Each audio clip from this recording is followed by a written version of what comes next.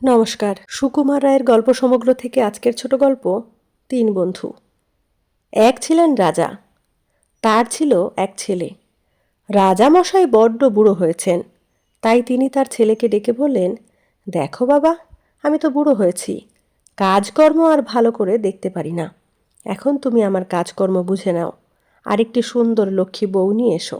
এই বলে তিনি একটা সোনার চাবি রাজপুত্রের হাতে দিলেন আর বললেন, রাজবাড়ির ছাতের দক্ষিণ কোণার ঘরটিকে এই চাবি দিয়ে খুলে তার ভেতরে গিয়ে যে সুন্দরী রাজকন্যাদের ছবি দেখবে, তাদের মধ্যে থেকে একটিকে পছন্দ করে আমায় এসে বলবে। রাজপুত্র তখনই সেই ঘরটিতে গেলেন। সেখানে গিয়ে তিনি একেবারে হাঁ করে রইলেন। ঘরটি গোল আর তার ছাদ ঠিক আকাশের মতো নীল। তার ওপর সোনার উপর তারা ঝলমল করছে। ঘরের চারিদিকে সোনা দিয়ে বাঁধানো 12টি জানালা। তার প্রত্যেকটির ওপর চমৎকার পোশাক পরা একটি সুন্দর রাজকন্যার ছবি আঁকা। তার মধ্যে কে যে বেশি সুন্দরী তাই সে আর ঠিক করতে পারছে না। এমন সময় সে দেখল যে একটি জানালা পর্দা দিয়ে ঢাকা। তাড়াতাড়ি সে পর্দা উঠিয়ে দেখে কি একটি অতি সুন্দরী রাজকন্যার ছবি। তার পোশাক কিন্তু একেবারে সাদাসিধে আর মাথায় মুক্তার মুকুট। বেচারির কিন্তু বড় বিষণ্ণ চেহারা, যেন তার কত দুঃখ। সেই রাজকন্যাকেই সে পছন্দ করল, আর দেখতে দেখতে অন্য সব ছবি কোথায় মিলিয়ে গেল। রাজপুত্র বড়ই আশ্চর্য হয়ে তখনই তার বাবাকে সব কথা জানালো। রাজামশাই তো সব শুনে মাথায় হাত দিয়ে বসে পড়লেন। সর্বনাশ! এই রাজকন্যাকে যে দুষ্টু জাদুকর লোহার বাড়িতে আটক করে রেখেছে। যে একে ছাড়াতে যায় সেই যে আর ফেরে না। তোমার কপালে যে কত দুঃখ আছে তা আর কি বলবো। এখন তো আর কোনো উপায় নেই। পছন্দ যখন করেছ তখন তার খোঁজে যাও। তখনই রাজপুত্র একটা খুব তেজি ঘোড়া নিয়ে রওনা হয়ে পড়ল। অনেক দূর গিয়েছে সে। এমন সময় শুনতে পেল কে যেন বলছে, আরে থামো না, থামো না। রাজপুত্র অমনি পিছন ফিরে দেখল যে লম্বা একটা লোক তাকে বলছে, ওহে, আমাকে তোমার সঙ্গে নাও, দেখবে তোমার কত কাজ করে দিতে পারি আমি। রাজপুত্র বলল, তোমার নাম কি, আর তুমি করতেই বা পারো কি? সে বলল, আমার নাম ঢ্যাঙারাম, আমি যত ইচ্ছা লম্বা হতে পারি। ওই দেখো, যে তাল গাছের আগায় বাবুইয়ের বাসা দেখছো, ওটিকে আমি এখনই পেড়ে দিতে পারি, তাতে আমার গাছে চড়বারও দরকার হবে না। এই বলে সে দেখতে দেখতে তাল গাছের মতো লম্বা হয়ে গেল, আর পাখির বাসাটি পেড়ে নিয়েই চট করে আবার বেটে হয়ে গেল। রাজপুত্র বলল, তা তো দেখলাম, কিন্তু ওতে আমার কি সাহায্য হবে? এই বনটা পার হবার রাস্তা যদি বলতে পারো তবে বুঝবো আমার সাহায্য করলে। ঢেঙারাম আবার লম্বা হতে লাগলো, আর দেখতে দেখতে তাল গাছ ছাড়িয়ে কোথায় তার মাথা উঠল। তারপর চারদিকে তাকিয়ে দেখে বলল, ওই যে রাস্তা দেখা যাচ্ছে। তারপর সে আবার বেটে হয়ে ঘোড়ার লাগাম ধরে পথ দেখিয়ে চলতে লাগলো। খানিক দূর গিয়ে বলল, ওই যে আমার বন্ধু যাচ্ছে, ওকে ধরে নিয়ে আসি। বলেই সে চট করে আকাশের মতো লম্বা হয়ে গেল, আর লম্বা 2 পা ফেলে তার বন্ধুর কাছে গিয়ে উপস্থিত হলো। তারপর আর কোনো কথাবার্তা না বলে তাকে হাতে ধরে উঠিয়ে নিয়ে রাজপুত্রের কাছে চলে এলো। বন্ধুটির বেশ সন্ডামার কাছে হারা। রাজপুত্র জিজ্ঞাসা করলেন, তোমার নাম কি, আর কী বা করতে পারো তুমি? লোকটি বলল, আমি ভোদারাম, আমি নিজেকে ফুলিয়ে প্রকাণ্ড বড় হয়ে যেতে পারি, কিন্তু এই বেলা ঘোড়া ছুটিয়ে পালাও, নইলে আমি এত তাড়াতাড়ি ফুলে উঠব যে ভারী বিপদে পড়বে। এই বলেই সে ফুটবলের মতো ফুলতে আরম্ভ করলো। ঢ্যাঙারাম তো আগেই দৌড় দিয়েছে। রাজপুত্রও দেখা দেখি ঘোড়া ছুটিয়ে সরে পড়তে লাগলেন। ফুলে ফুলে পাহাড়ের মতো বড় হয়ে ভোদারাম হঠাৎ আবার ছোট হতে আরম্ভ করলো। পেটে যত বাতাস ভরেছিল সব ছেড়ে দিতে তার মুখ থেকে এমনি জোরে বাতাস ছুটতে লাগলো যে ঝড়ের বাতাস কোথায় লাগে তা দেখে রাজপুত্র বলল, বেশ, এমন লোক সচরাচর মেলে না, তুমি আমাদের সঙ্গে চলো। এই বলে তারা 3 জনে এগোতে লাগলো। খানিক দূর গিয়ে রাজপুত্র দেখল একটি লোক চোখে পট্টি বেঁধে রাস্তা দিয়ে চলেছে। ঢ্যাঙারাম বলল, ওই আমাদের আরেক বন্ধু। রাজপুত্র সে লোকটিকে জিজ্ঞাসা করল, তুমি কে হে?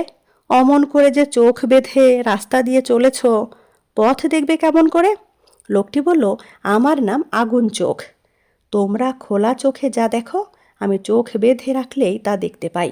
খোলা চোখে দেখলে যত মোটা জিনিসই হোক না কেন তার এপার ওপার স্পষ্ট দেখতে পাই। ভালো করে কোনো জিনিসের দিকে এক দৃষ্টে তাকিয়ে থাকলে সেটা হয় হাজার টুকরো হয়ে ভেঙে যায়, না হয় পুড়ে ছাই হয়ে যায়। এই বলেই সে চোখের বাঁধন খুলে সামনের একটা পাহাড়ের দিকে মটমট করে চেয়ে রইল। দেখতে দেখতে পাহাড়টা ফেটে ভেঙে চুরমার হয়ে একটা বালির ঢিপি হয়ে গেল, আর তার ভিতর থেকে এক তাল সোনা বের হলো।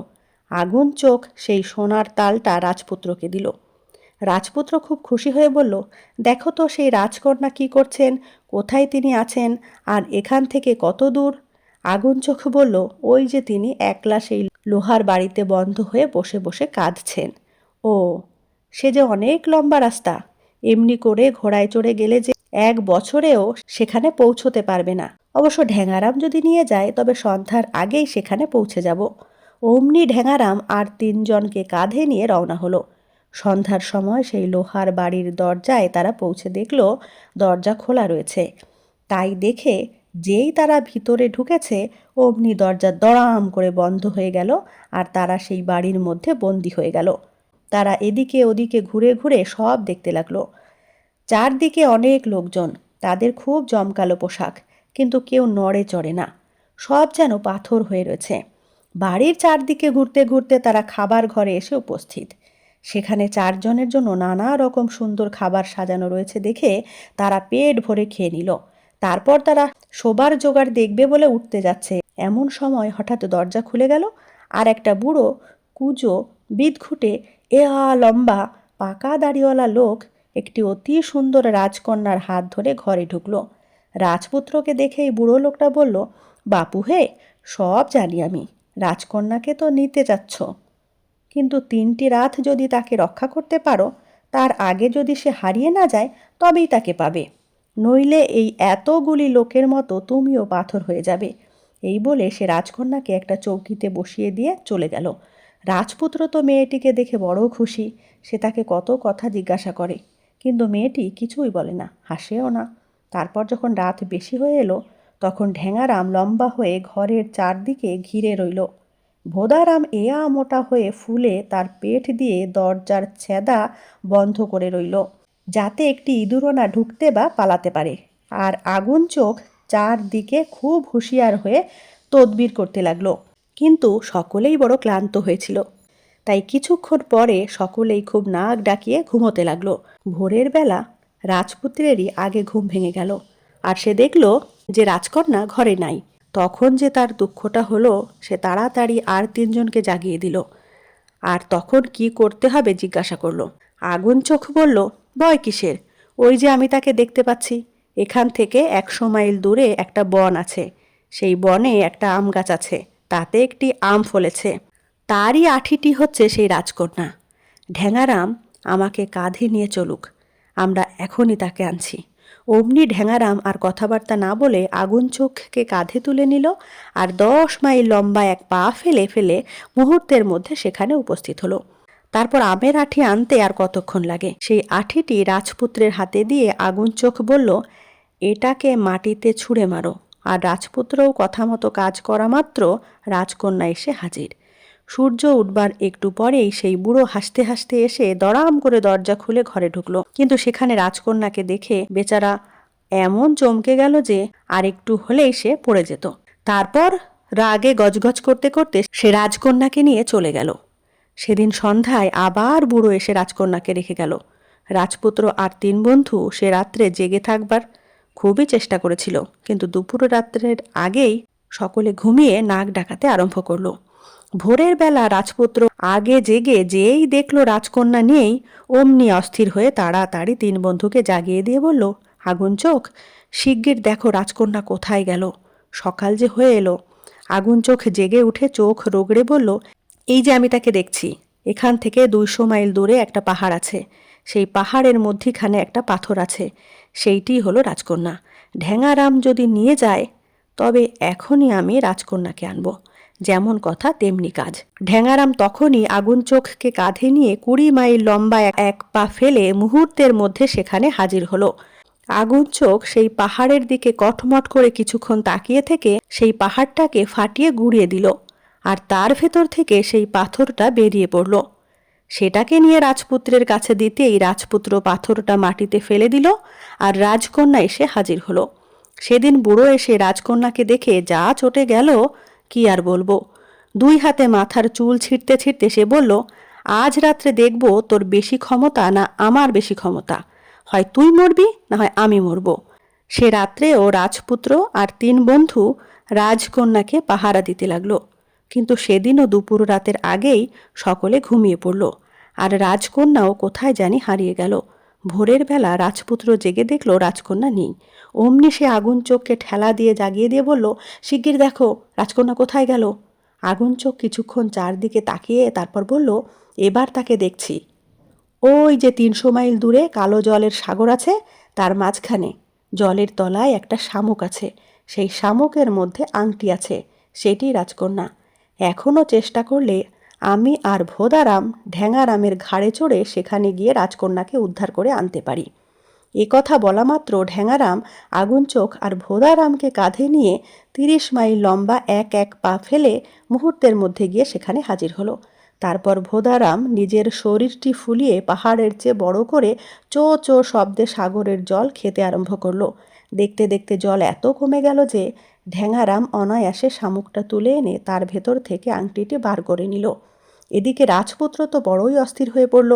সকাল হয়ে গেল, তবু 3 বন্ধু ফেরেই না।